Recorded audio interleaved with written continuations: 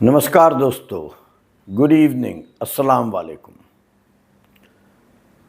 इस हफ्ते कई मुद्दे हैं जिन पर चर्चा की जा सकती है, लेकिन मेरी समझ से सबसे ज़रूरी मुद्दा हमारी पाठ्यक्रम की पुस्तकों को जो बदलने का काम इन दिनों चल रहा है, वह मुद्दा सबसे ज़रूरी है।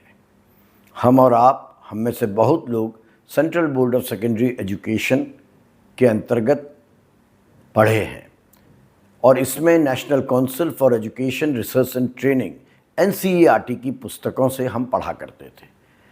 आज वर्तमान समय में बड़े स्तर पर इतिहास को बदलने का काम, जो इतिहास हमने पढ़ा था, आपने पढ़ा था, उसको बदलने का कार्य चल रहा है, रिवीज़न किया जा रहा है, नया इतिहास लिखा जा रहा है।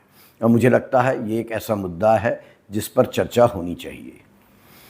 भारत में इतिहास लेखन का सवाल कभी केवल किताबों तक सीमित नहीं रहा। यह सत्ता, पहचान, राजनीति और विचारधाराओं की गुत्थियों में गुथता आया है। जब जब केंद्र में भारतीय जनता पार्टी की सरकार रही है, यह बहस तेज हुई कि क्या वह इतिहास के पन्नों को अपने अनुरूप लिखवाने की कोशिश कर रही है। हाल ही में national council for educational research and training द्वारा कक्षा 8 की सामाजिक विज्ञान की नई किताब exploring society India and beyond के प्रकाशित संस्करण ने एक बार फिर इस बहस को हवा दे दी है। द इंडियन एक्सप्रेस में प्रकाशित एक खबर के अनुसार इस किताब में मुगल शासकों की छवि पहले की किताबों की तुलना में काफ़ी भिन्न दिखाई गई है। बाबर को निष्पक्ष लेकिन क्रूर विजेता, अकबर को धर्मनिरपेक्षता और क्रूरता का मिश्रण और औरंगजेब को तो मंदिर तोड़ने वाला शासक बताया गया है। इतिहास के छात्र अब तक अकबर को धार्मिक सहिष्णुता का प्रतीक मानते आए हैं, लेकिन नई किताब में कहा गया है कि अकबर का शासन सिर्फ सहिष्णुता नहीं, क्रूरता और युद्धों का युग था। औरंगजेब के संदर्भ में तो किताब में मंदिरों को गिराने, शिया और हिंदू विरोधी नीतियों और जबरन कर वसूलियों का जिक्र विस्तार से किया गया है। सवाल उठता है, क्या यह सुधार है, संतुलन है या विचारधारा प्रेरित परिवर्तन? NCERT का तर्क है कि यह बदलाव किसी को दोषी ठहराने के लिए नहीं है, बल्कि छात्रों को यह समझाने के लिए है कि ऐतिहासिक कालखंड में सत्ता संघर्ष, धार्मिक असहिष्णुता और क्रूरता सभी थे। किताब में कोई दावेदारी ना करे, नो ब्लेम डिस्क्लेमर नाम का एक नोट जोड़ा गया है। यह नो ब्लेम डिस्क्लेमर नाम का जो नोट है वो बड़ा विचित्र है और यह कहता है कि किसी ऐतिहासिक शख्सियत या समुदाय को आज के नैतिक मापदंडों से नहीं परखा जाना चाहिए। यह एक दिलचस्प लेकिन जटिल संदेश है। क्या इसे छात्र सही अर्थों में समझ पाएंगे, यह भविष्य ही बताएगा। लेकिन सबसे महत्वपूर्ण है कि जब हम राजनीतिक प्रतिक्रियाओं की बात करें तो भाजपा के नेता इसे सच्चे इतिहास को सामने लाने का प्रयास करार दे रहे हैं। भाजपा के प्रवक्ताओं का कहना है कि दशकों तक सेक्युलर कहकर मुगलों की क्रूरता पर पर्दा डाला जाता रहा है। मंदिरों के विनाश, जबरन धर्मांतरण और नरसंहारों का उल्लेख नहीं किया गया है, बल्कि सिर्फ उनके स्थापत्य कला और प्रशासकीय कुशलता का गुणगान हुआ है, ऐसा भाजपा का कहना है। दूसरी तरफ कांग्रेस समेत विपक्षी पार्टियां इस बदलाव को इतिहास के सांप्रदायिककरण की दिशा में उठाया गया खतरनाक कदम मान रही हैं।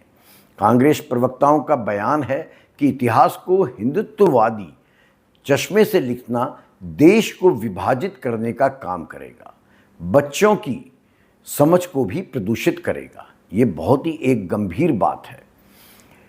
इतिहासकारों की प्रतिक्रियाएं भी इस विषय को लेकर अलग अलग हैं।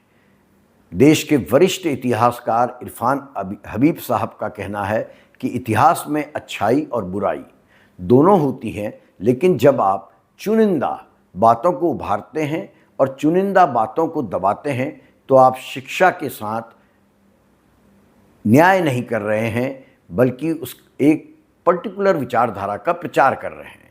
दूसरी तरफ कुछ युवा इतिहासकार हैं, कुछ रिसर्च स्कॉलर हैं जो इस बदलाव को संतुलन का प्रयास मान रहे हैं। इन लोगों के अनुसार भारत में लंबे समय तक मुगल काल को गौरवशाली बताने की प्रवृत्ति रही है, जबकि अन्य पक्ष जैसे मंदिरों का तोड़ा जाना जनता पर करों का बोझ, सत्ता संघर्ष, तानाशाही प्रवृत्तियां कभी बच्चों को ठीक से नहीं सिखाई गई हैं। ऐसा ये नए रिसर्च स्कॉलर्स का कहना है। अब चलिए देखते हैं कि ये नया पाठ्यक्रम जो है इसमें बदलाव क्या आए हैं। मैं आपको एक उदाहरण देता हूँ बाबर का। बाबर के संदर्भ में लिखा गया है कि उसने भारत में अपने अभियान के दौरान कई बार सिरों के मीनार बनाए, यानी मारे गए सैनिकों की खोपड़ियों के ढेर लगवाए। अब ये कहाँ से तथ्य आया है मैं नहीं जानता। अकबर के संदर्भ में सिर्फ दीन ए इलाही या धार्मिक बहुलता की बात नहीं है, बल्कि चित्तौड़ जैसे युद्धों में की गई निर्दयता का भी उल्लेख है। आप जानते हैं कि दीन ए इलाही अकबर के समय में शुरू किया गया एक प्रयोग था, आप कह सकते हैं, जिसमें सभी धर्मों का समन्वय किया गया था और अकबर को इसी सहिष्णुता के लिए जाना जाता है। लेकिन अब नया पाठ्यक्रम अकबर को एक क्रूर शासक के रूप में पेश कर रहा है।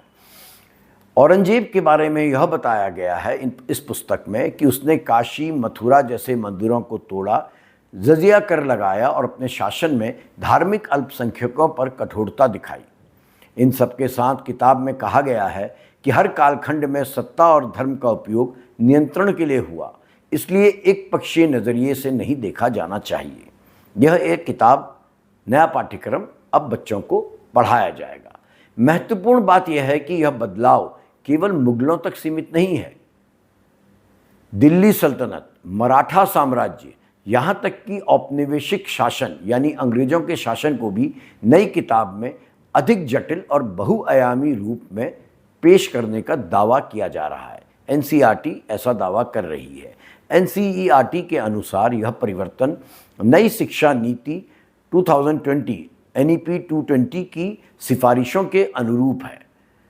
ये दावा है एनसीईआरटी का, जिसमें कहा गया है कि बच्चों को तथ्य आधारित और बहुस्तरीय इतिहास सिखाया जाए, ना कि एक पक्षीय या नायक खलनायक की परंपरागत छवियों में बांधकर लिखा गया इतिहास।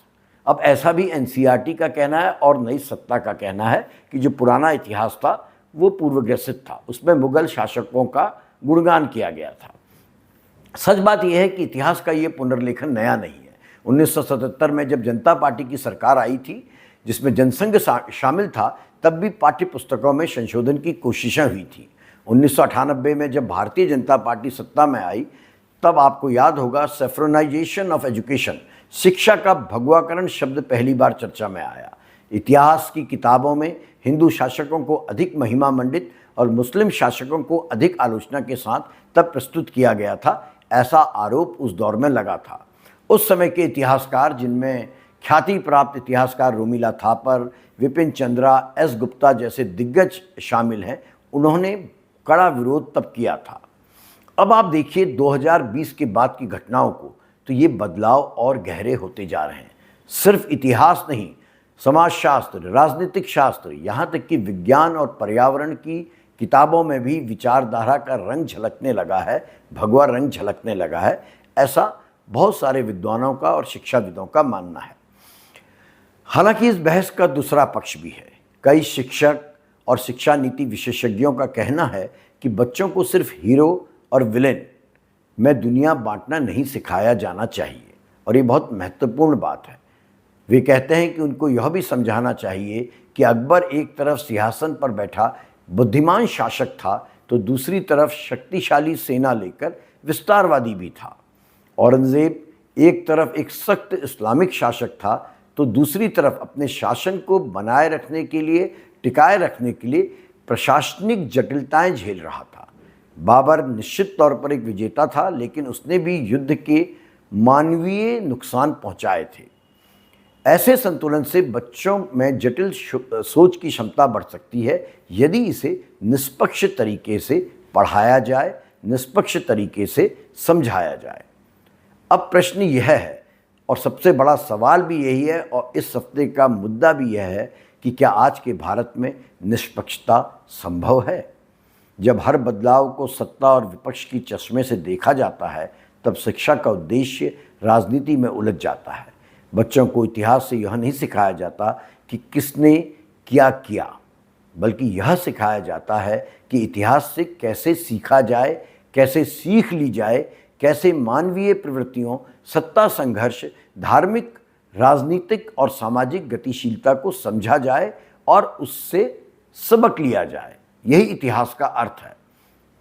अनफॉर्चुनेटली, दुर्भाग्यवश, जब किताबों में बदलाव विचारधारा के दबाव में किया जाता है, तब सीखने की यह संभावना धूमिल हो जाती है और धीरे धीरे उसके मिटने का खतरा पैदा हो जाता है। स्मरण रहे, मुगल इतिहास केवल क्रूरता का इतिहास नहीं है, ना ही केवल स्थापत्य का, बल्कि वह एक ऐसे युग का दर्पण है जिसने आधुनिक भारत की संस्कृति, कला, भाषा और खान पान को आकार दिया। मुगल काल में सूफी परंपरा, हिंदी उर्दू का विकास, चित्रकला, संगीत, वास्तुकला सब अपनी जगह मजबूती के साथ पनपे हैं। और यह भी सच है कि सत्ता के संघर्ष, धार्मिक आक्रमण, कराधान की क्रूरता, युद्धों की विभीषिका, यह सब भी उसी दौर का हिस्सा हैं। सवाल सिर्फ यह है कि हमें क्या सीखना चाहिए और हमें क्या सिखाया जाना चाहिए। क्या सिर्फ औरंगज़ेब का मंदिर विध्वंस, या सिर्फ अकबर का दीन इलाही, या फिर दोनों? इतिहास लिखना और पढ़ाना लोकतंत्र में एक नैतिक जिम्मेदारी है। यह जिम्मेदारी सिर्फ सत्ता की नहीं है, विद्वानों, शिक्षकों, अभिभावकों और खुद छात्रों की है। बदलाव होते रहेंगे, किताबें बदली जाती रहेंगी, लेकिन यदि बदलाव का उद्देश्य पूर्वाग्रह के बजाय समझदारी बढ़ाना नहीं होगा, तो हम सिर्फ पीढ़ियों को भ्रम में डालने का काम करेंगे। इसी के साथ मैं अपनी बात समाप्त करता हूँ। केवल यह कहना चाहता हूँ कि यह बहस सिर्फ किताबों की नहीं, भारत की आत्मा की बहस है। हम खुद को क्या समझते हैं, अपने अतीत को कैसे देखते हैं और अपने भविष्य की कल्पना किस आधार पर करते हैं। यदि शिक्षा का उस आत्मचिंतन को गहरा करने का जरिया बना सकें, तब बदलाव का स्वागत किया जाना चाहिए। लेकिन अगर शिक्षा केवल सत्ता की आवाज़ बनने लगे, एक विचारधारा विशेष की आवाज़ बनने लगे, तब यह लोकतंत्र के लिए खतरे की घंटी है। इसलिए चेतिए और इस मुद्दे पर चिंतन कीजिए। धन्यवाद।